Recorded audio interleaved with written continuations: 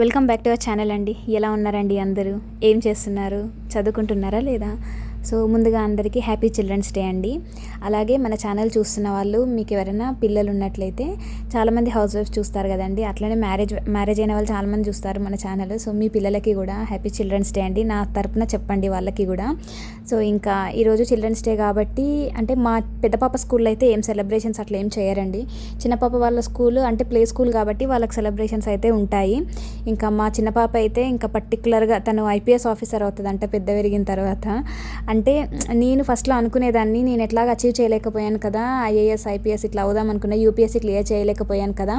So ఇంకా at least మా పిల్లలనైనా చదివించాలి అని చెప్పేసి అనుకున్నాను. కానీ మా హస్బెండ్ ఏమో నువ్వు అనుకున్నావు కరెక్టే, మన పిల్లలకి ఉండాలి కదా ఆ కోరిక, వాళ్ళు ఏది కావాలనుకుంటే వాళ్ళని అట్లా అవనిద్దాము అని చెప్పేసి అన్నారు. కానీ ఇంకా నన్ను అంటే నేను చదువుతుంటే చూడడం, మరి వీడియోస్ చూడడమో మూవీస్ చూడడమో కానీ నా చిన్న పాప అసలు నేనెప్పుడు నా ఈ కోరికను నేను ఎప్పుడు వాళ్ళతో షేర్ చేయలేదు. చిన్న పిల్లలు కదా, వాళ్ళకి మనం ఏం చెప్తాం చెప్పండి. కానీ తను ఎప్పుడు అంటుండే నేను ఐపీఎస్ ఆఫీసర్ అవ్వాలమ్మా అని చెప్పేసి అని. చిల్డ్రన్స్ డే రోజు అంటే ఇది లాస్ట్ ఇయర్ అంటే ఈ మంతే మా మ్యారేజ్ యానివర్సరీ ఉందండి. సో ఇంకప్పుడు కొన్న డ్రెస్ అనమాట ఇది, ఆ రోజు కొనిపించుకుంది మాతోటి, అది ఇప్పుడు యూజ్ అయిందనమాట. సో ఇదనమాట మా చిన్న పాప అయితే ఖచ్చితంగా పోలీస్ డ్రెస్ వేసి నన్ను స్కూల్కి పంపియండి అని చెప్పేసి అంది. ఇంకా స్పీచ్ కూడా ఇస్తాను అని చెప్పి స్పీచ్ కూడా ప్రిపేర్ అయిందనమాట. నా పెద్ద పాప వాళ్ళ స్కూల్లో ఏం సెలబ్రేషన్స్ లేవు కాబట్టి తను నార్మల్గానే ఇక్కడ వీడియో ప్లే చేసి చూసారు కదండి పక్కన. సో మా చిన్న పాప అయితే అలా రెడీ అయిందనమాట. తను ఐపీఎస్ ఆఫీసర్ అవుతుందంట ఫ్యూచర్లో. సో భలే అనిపించింది. అంటే మన కోరికలు అంటే నేను చెప్పకుండానే నా చిన్న పాప పసిగట్టేసింది అనమాట. తన యాటిట్యూడ్ కూడా అలానే ఉంటుందండి, దేనికి భయపడదు అసలు, భలే ఉంటుంది మా పాప. ఎప్పుడన్నా మీకు వీడియోలు ఎప్పుడన్నా చూపిస్తాను తను మాట్లాడే విధానము. సో ఇవన్నీ పక్కకు పెట్టేస్తే హెల్త్ అయితే నాది అస్సలు అంటే అస్సలు బాగుండట్లేదండి. నా వాయిస్ మీకు అట్లా అనిపించచ్చు, కానీ నిజంగా అస్సలు హెల్త్ అయితే బాగాలేదు. అట్లని నేను హెల్త్ బాగాలేదు కదా అని చెప్పేసి రెస్ట్ తీసుకునే టైప్ కూడా కాదు. నాకు అంటే ఈ హెల్త్ ఇష్యూస్ అనేటువంటి నా ప్రిపరేషన్ కానీ ఎప్పుడూ ఎఫెక్ట్ కానికుండానే చూసుకుంటాను. అట్లనే ఎన్ని హెల్త్ ఇష్యూస్ వచ్చినా కూడా కొన్ని పనులు చేయక తప్పదు. పిల్లల్ని చూసుకోవాలి, ఇంట్లో పనులు చేయాలి, వంట చేసి పెట్టాలి, వాళ్ళకి బాక్సులు పెట్టాలి, టిఫిన్ చేయాలి. సో ఇవన్నీ నేను ఎట్లాగో చేసుకుంటాను. అందులో అంటే దాంతోపాటే నా ఈ ప్రిపరేషన్ కూడా అనుకుంటాను. కానీ బాగా బ్యాక్ పెయిన్ వస్తుంది. ఇంకా మార్నింగ్ నుంచి అది చాలా సివియర్గా ఉండిందనమాట. అసలు లేస్తానా లేవనా అని అనుకున్నాను. కానీ ఇంకా పిల్లల ముఖంలో సంతోషం చూడాలని చెప్పేసి వాళ్ళని రెడీ చేసి పంపించాను. కానీ సివియర్గా పెయిన్ వస్తుందండి, బ్యాక్ పెయిన్.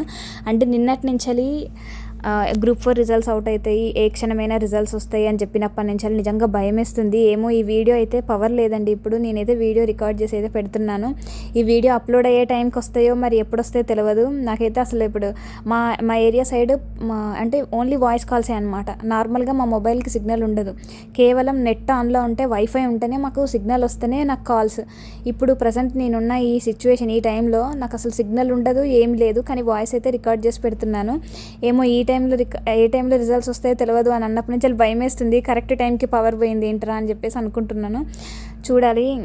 అయితే ముందే చెప్తున్నానండి, నాకు నిజంగా హోప్లెస్. అంటే నేను మా ఊర్లో పెట్టుకుంటే మేబీ ఆప్షన్స్ వచ్చుండేదేమో. కానీ నేనేమనుకున్నానంటే హైదరాబాద్లో ట్రై చేద్దాము, ఒకవేళ జాబ్ రావాలని రాసి పెట్టుంటే మహబూబాబాద్లో వచ్చినా నేను పోలేను. కానీ హైదరాబాద్లో వస్తే హస్బెండ్ పిల్లలు అందరూ ఒక దగ్గరే ఉంటాం కదా మేమందరం అని చెప్పేసి హైదరాబాద్లో ఆప్షన్ పెట్టుకున్నాను. ఇంకా నిన్నటి నుంచి మా ఇంట్లో వాళ్ళకి రిజల్ట్స్ అని చెప్పగానే అమ్మకు గవర్నమెంట్ జాబ్ అని మా పిల్లలు ఎగిరారు. మా హస్బెండ్ కూడా రేపు పార్టీ ఇస్తుందమ్మా అని చెప్పేసి అన్నారు. కానీ నిజంగా నాకైతే హోప్ లేదండి. ఇన్ కేస్ వస్తే మాత్రం సంతోషమే. హైదరాబాద్లో పెట్టుకున్నాక కూడా నాకు గనక గ్రూప్ 4లో మన నేమ్ అంటే 1:1 లిస్ట్లో మన పేరు ఉంది అని అంటే నిజంగా వెరీ హ్యాపీ అండి. అండ్ అయితే చాలామంది అక్క మీరు డీమోటివేట్ అవుతూ మమ్మల్ని డీమోటివేట్ చేస్తున్నారు, మీరు అవ్వకండి అట్లా, మీరు చదివినా చదవకపోయినా మీరు చదివితే మాకు ధైర్యం వస్తుంది అని చెప్పేసి మిమ్మల్ని చూసి చదువుతున్న వాళ్ళు ఎంతమంది ఉన్నారో మీకు తెలుసా అని చెప్పేసి నిన్న ఒకరు కమెంట్ చేశారండి.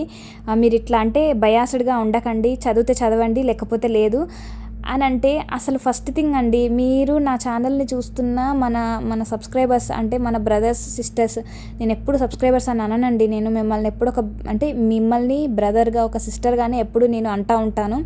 సో మీరు నన్ను చూస్తున్నారు కదండి, నేను ఎప్పుడైనా చదవనప్పుడు కూడా అంటే చదవనప్పుడు కూడా నేను చదువుతున్నాను అని ఎప్పుడైనా చెప్పానా నేను మీకు? నేను ఖచ్చితంగా నేను చదువుతున్నప్పుడు మిమ్మల్ని మోటివేట్ చేస్తాను. ఇన్ కేస్ ఎప్పుడైనా హెల్త్ కనుక పోతే అంటే హెల్త్ ఖరాబ్ అయితే నాకు ఇట్లా బాగాలేదు, నేను ఈరోజు చదవలేకపోయాను అయ్యాను అని చెప్పేసి చెప్తాను. అండ్ నా బాధ కూడా నేను మీతో షేర్ చేస్తాను. ఇంకెవరితో షేర్ చేస్తాను చెప్పండి? అంటే మీరు బాగా కనెక్ట్ అయ్యారనమాట. ఎందుకంటే మనందరం ఒక ఫేస్లో ఉన్నాం. We all are aspirants. అందరం గ్రూప్స్కి, యూపీఎస్సీకి ప్రిపేర్ అవుతున్న వాళ్ళం. అంటే నేను కాదనుకోండి యూపీఎస్సీకి. సో గ్రూప్స్ అందరం ప్రిపేర్ అవుతున్నాం కాబట్టి సో నా బాధ మీతో షేర్ చేస్తే మీకు అర్థమవుతుంది. అండ్ మీలో చాలామంది ఎట్లా అంటారంటే అక్క నాతో పాటు మీరు ఉన్నారు అని చెప్పేసి ఒక ధైర్యం ఉంటుంది. నేను ఎప్పుడు చదివినప్పుడల్లా పలానా అక్క చదువుతున్నారని చెప్పేసి మీరు ఎక్కడో ఉన్నప్పటికీ నేను ఎక్కడో ఉన్నప్పటికీ మన ఇద్దరం అంటే మీరు నాతో పాటు చదువుతున్నారు, నేను మీతో పాటు చదువుతున్నా అన్న ఫీలింగ్ అయితే వస్తుంది.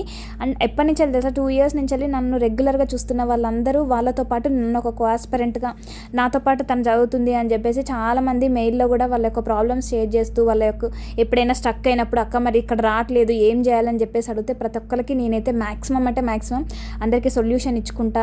నేను ఏదైతే రిసోర్సెస్ని వాడుతున్నానో అట్లాంటివన్నీ చెప్పుకుంటా. ఫ్రీ రిసోర్సెస్ అయితే ఖచ్చితంగా అందరికీ ప్రొవైడ్ చేస్తున్నానండి. నేను నా దగ్గర ఏదైనా ఉంటే ఖచ్చితంగా ప్రొవైడ్ చేస్తున్నాను. అండ్ ఇన్ కేస్ డబ్బులు ఎక్కువ ఉన్నాయైతే నేను మీతో షేర్ చేయట్లేను. ఎందుకంటే మరీ అంత హై కాస్ట్ పెట్టి డబ్బులు అంటే ఎక్కువ డబ్బులు పెట్టి చదివే వాళ్ళు మన దగ్గర ఎవ్వరు లేరు మన ఛానల్లో. కాబట్టి ఎక్కడన్నా తక్కువకి ఉంటే ఇక్కడ ఉన్నాయండి అని చెప్పేసి నేను మీతో షేర్ చేస్తున్నాను. అండ్ నాకు హెల్త్ బాగాలేనప్పుడు బాగుంది అని చెప్పేసి మాత్రం నేను మీతో షేర్ చేయలేదండి, చేయను కూడా నేను. ఎందుకంటే ఒక జెన్యూన్గా నాకు ఎట్లా అనిపిస్తే అది నేను మీతో షేర్ చేస్తాను అనమాట. ఇప్పుడు కూడా నాకు హెల్త్ బాగాలేదు. మీరు నా వాయిస్లో నన్ను చూడొచ్చు, విపరీతంగా బ్యాక్ పెయిన్ వస్తుందండి. అసలు ఎందుకు ఇంత బ్యాక్ పెయిన్ వస్తుందో నాకు అస్సలు అర్థం కావట్లేదు. ఇంకా పొద్దున మా హస్బెండ్ నన్ను చూసి ఇంకా పిల్లలు స్కూల్కి వెళ్ళేది లేదు, నువ్వు అసలు ఎగ్జామే రాయకు పోదాం పదా అని అంటే తగ్గిపోయిందని చెప్పేసి చెప్పాను. కానీ సీరియస్గా అబద్ధం చెప్పొద్దులేండి. కానీ ఇప్పుడు మా వారు ఎగ్జామ్ రాయనియరు. ఎందుకంటే అంత పెయిన్ పెట్టుకొని 3 ఎగ్జామ్లు ఎట్లా రాస్తావు 3 గంటలు వద్దు అని చెప్పేసి అన్నారు. తగ్గిపోయిందని చెప్పేసి చెప్పాను. కానీ నిజంగా ఈ వీడియో చూసినట్లయితే నన్ను తిడతారు ఇప్పుడు. కానీ చెప్తున్నానండి, అంటే నాకు ఎట్లా ఉంటే అట్లా నేను మీతో షేర్ చేస్తాను. అండ్ నేను మిమ్మల్ని ఎప్పటికీ మోటివేట్ చేస్తూనే ఉంటాను. మన ఛానల్ని చూస్తూ ఎంతోమంది ప్రిపరేషన్ స్టార్ట్ చేసిన వాళ్ళు ఉన్నారు. చాలామంది జాబులు కొట్టిన వాళ్ళల్లో కూడా వాళ్ళ జర్నీలో, వాళ్ళ సక్సెస్ జర్నీలో నేను కూడా ఒక పార్ట్ అయ్యానందుకు ఐ విల్ వెరీ హ్యాపీ అనమాట. సో ఉన్నది ఉన్నట్టుగానే చెప్తాను.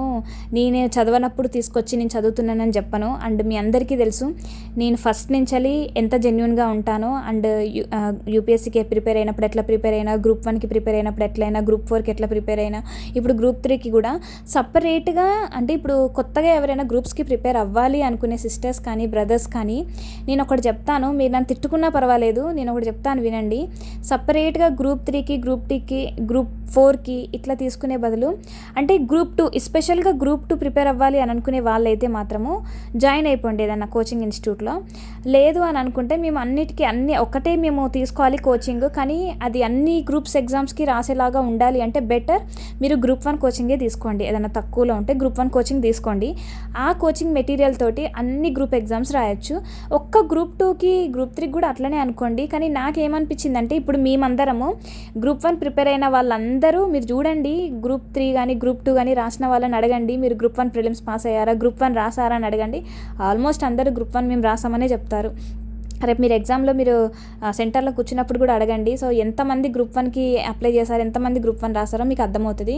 సో నా బెటర్ సజెషన్ ఏంటిదంటే గ్రూప్ 1 ప్రిపేర్ అయిపోండి ఆ గ్రూప్ 1 బుక్స్ తోటి. కాకపోతే స్పెషల్గా నేను మెయిన్స్ రాయలేను, నాకు మెయిన్స్ రాయడం రాదు అని అనుకునే వాళ్ళు, గ్రూప్ 2కి ఖచ్చితంగా మేము దీనికే ప్రిపేర్ అవ్వాలి అని అనుకునే వాళ్ళు గ్రూప్ 2 ఓరియంటెడ్ మనకు కోచింగ్ సెంటర్స్ కూడా ఉంటాయి. మేము గ్రూప్ 1కి కోచింగ్ తీసుకున్నాను కాబట్టి గ్రూప్ 4 రాశాను. ఆ దేవుడు అంటే నా కష్టము, ఆ దేవుడు నాకు ఇచ్చిన కొంచెం లక్, అది మొన్న 1:3 దాకా వెళ్ళాను. డాక్యుమెంట్ వెరిఫికేషన్ అయిపోయింది. ఇన్ కేస్ జాబ్ వస్తే సంతోషమే. సపరేట్గా గ్రూప్ 4కి అయితే నేను కోచింగ్ తీసుకోలేదు కదండి. సో ఆ కోచింగ్ రిలే అయ్యే నేను గ్రూప్ 4కి రాసిన. కాకపోతే the thing what I did is practice చేశాను అనమాట. పేపర్స్ ప్రాక్టీస్ చేశాను, క్వశ్చన్ పేపర్స్ని తీసుకొని ప్రాక్టీస్ చేశాను ఆన్లైన్లోనే. సో నెక్స్ట్ ఇప్పుడు గ్రూప్ 3కి కూడా నేను అదే చేశాను, టెస్ట్లు ప్రాక్టీస్ చేయడము. నెక్స్ట్ గ్రూప్ 2కి కూడా అదే ప్రాక్టీస్ చేస్తాను. మళ్ళీ ఒకసారి సివిక్ సెంటర్ వాళ్ళని అంటే నేను ఆల్రెడీ చెప్పాను కదండి, ఆల్రెడీ తీసుకున్నాను గ్రూప్ 2 సివిక్ సెంటర్ దగ్గర అని చెప్పాను కదా. సో వాళ్ళ దగ్గర మళ్ళీ ఒకసారి కాల్ చేసి అడగాలి. ఇప్పటివరకు గ్రూప్ 2 సీన్లోకి రాలేదు, మళ్ళీ ఒక 1000 ఎంత ఎక్స్ట్రా కడతానని చెప్పేసి అది తీసుకోవాలి. ఎందుకంటే ఆల్రెడీ 8,000 పెట్టి తీసుకున్నాను అనమాట. ఇది నా హిస్టరీ నోట్స్ అండి. ఒక విషయం చెప్తాను, మీరు వేరేలా అనుకోద్దు, ఆల్రెడీ ఇది చదివారు కదా మళ్ళీ ఎందుకు చదువుతున్నారు అని చెప్పేసి మీరు అనొచ్చు. మాకు కోచింగ్లో సార్ ఒక మాట చెప్పారండి, మాకు సీనయ్య సారు. ఏ గ్రూప్స్ ఎగ్జామ్స్ అయినా సరే, గ్రూప్ 1 అనే కాదు, రేపు ఏ ఎగ్జామ్ అయినా పడొచ్చని 2022లో చెప్పారనమాట సీనియర్ సార్. సో ఏ గ్రూప్ ఎగ్జామ్ పడినా కానీ హిస్టరీ బిట్స్ నా ఈ బుక్లో నుంచి అస్సలు పోవు. అంటే సార్ ఎంత బాగా నోట్స్ ఇచ్చారంటే మీరు నా వీడియో చూస్తున్నప్పుడు వాయిస్ పక్కకు పెట్టేసి జస్ట్ నా నోట్స్ మీద కాన్సన్ట్రేషన్ చేయండి. ఎంత బ్యూటిఫుల్ అంటే అసలు ఆ నోట్స్ అయితే నేను ఇప్పటికీ చాలా ప్రౌడ్గా ఫీల్ అవుతాను. ఇంత మంచి నోట్స్ సార్ దగ్గర నుంచి నేను తీసుకున్నందుకు. అంటే ఇది క్లాస్ రూమ్ నోట్స్ అనమాట. Sir each and every word sir చెప్తా ఉంటారనమాట, డిక్టేట్ చేస్తూ ఉంటే నోట్స్ అనేటువంటిది నేను రాసుకున్నాను. అందరూ అట్లనే రాసుకుంటారు అనుకోండి. సో అందులో ఎంతమంది బాగా మెయింటైన్ చేస్తారో ఏమో తెలియదు, కానీ ఇప్పటికీ 2.5 years అయిందనమాట నేను బుక్ని మెయింటైన్ చేయబట్టి. ఈ బుక్ని ఎప్పుడైనా లోగా అనిపించినప్పుడు నేను ఫస్ట్ పాలిటీ చదువుతానండి, తర్వాత ఇది చదువుతాను, ఇంకా కరెంట్ అఫైర్స్ ఎట్లాగో చదువుతాను. నేనేం చేస్తానంటే కరెంట్ అఫైర్స్ రివిజన్ ఎప్పుడైనా, ఇప్పుడు రేపు సండే రోజు ఎగ్జామ్ కదండి, నేను ఫ్రైడే ఇంటికి వెళ్తున్నాను, సాటర్డే మొత్తం నేను కరెంట్ అఫైర్సే చూస్తాను, మిగతా ఏ సబ్జెక్టు ముట్టను అనమాట. సో నాకు స్ట్రాంగ్గా ఉన్న సబ్జెక్ట్స్ ఏంటి అంటే ఒకటి హిస్టరీ, ఒకటి పాలిటీ, తర్వాత ఇప్పుడు నిన్న నేను మీతో షేర్ చేశాను కదండి నోట్స్, నా geography, economy, science and technology ఇవన్నీ నోట్స్ చూపించాను కదా. సో అవి ఒకసారి రివైజ్ చేస్తాను స్టాటిక్ పోర్షన్. నెక్స్ట్ మిగతాయి కరెంట్ అఫైర్స్ నేను రేపు అంటే ఇప్పుడు ఎగ్జామ్ ముందు సాటర్డే రోజు అయితే చదువుతాను. సో ఇదనమాట నాది. సో హిస్టరీ అయితే సార్ అది మాట చెప్పారనమాట, ఏ ఎగ్జామ్ అయినా సరే స్టాటిక్ బిట్స్ నేను ఇచ్చిన నోట్స్ నుంచి వెళ్ళి పోవు అని సార్ చెప్పారు. అది వాస్తవం. నేను ఎప్పుడు ఎగ్జామ్ అయిపోయిన తర్వాత కూడా సార్ నోట్స్లో వచ్చి చూస్తానమాట. సార్ చెప్పిన ప్రతిదీ, అంటే మాకు మెయిన్స్కి ఇప్పుడు ఇదంతా mains come prelims come mains oriented కాబట్టి ఇందులో ప్రతిదీ పేజీ చదవాల్సిన అవసరం లేదు. ఇది ఒక 150 పేజీలు ఉంటుంది. సార్ చెప్పేటప్పుడే కొన్ని వర్డ్స్ అండర్లైన్ చేశారనమాట. ఇన్ కేస్ మీరు గ్రూప్ 2కి ప్రిపేర్ అవ్వాలనుకుంటే అండర్లైన్ చేసుకుని వర్డ్స్ చదివేసుకొని వెళ్ళండి, ఆ సెంటెన్సెస్ చదివేసుకొని వెళ్ళండి అని చెప్పేసి చెప్తుండే. నిజంగా అసలు నేను సీనియర్ సార్ దగ్గర ఈ నోట్స్ అనేది తీసుకోకుండా ఉంటే, అంటే మాకు హిస్టరీ కనుక నేను సీనియర్ సార్ క్లాసెస్ వినకుండా ఉంటే నాకు ఇంత నాలెడ్జ్ వచ్చేది కాదేమోనండి. నిజంగా థ్యాంక్ యూ సో మచ్ అండి. అసలు ఆ సార్కి నేను ఎప్పుడు రుణపడే ఉంటాను. సో ఇదే అనమాట నేను చదువుతున్న నోట్స్. అదే నిజంగా భయం వేస్తుందండి గ్రూప్ 4. అసలైతే ఇదే చెప్దాం అనుకున్నాను నేను మీతోటి, కానీ ఇదంతా చెప్పాల్సి వచ్చింది. చూడాలి రిజల్ట్స్ ఎట్లా వచ్చినాయో. మన ఛానల్లో కూడా చాలామంది గ్రూప్ 4 ర్యాంకర్స్ ఉంటారు. అండ్ వన్ మోర్ థింగ్ అండి, ఎవరు జాబ్ వచ్చినా కానీ చెప్పండి నాకు. అంటే ఇన్ కేస్ ఇట్లా ఇంటర్వ్యూగా అట్లా చేస్తారు కదా, ఇట్లా అంటే ఆన్లైన్లోనే ట్రై చేద్దాం, యూట్యూబ్లోనే లైవ్లో ఏమన్నా ఇంటర్వ్యూ తీసుకునే ఛాన్సెస్ ఉంటాయి, కొన్ని ఆప్షన్స్ ఉంటాయి. సో అట్లాంటివి ట్రై చేద్దాము. అంటే అన్ని ఎగ్జామ్స్ అయిపోయిన తర్వాతనే లేండి. ఖచ్చితంగా అందరూ కనెక్ట్ అవ్వండి, చెప్పండి రిజల్ట్స్ వచ్చిన తర్వాత మీకు ఏ ర్యాంక్ వచ్చింది, ఎక్కడ వచ్చింది అనేది చెప్పండి. లేదంటే మెయిల్ అయినా చేయొచ్చు. ఓకేనా. నిజంగా భయం వేస్తుందండి. ఇన్ కేస్ నాకు రాకపోయినా కూడా వేరేలా అనుకోవద్దండి. ఓకేనా. Thank you so much for watching this video అండి. See in next video. Bye అండి. Take care.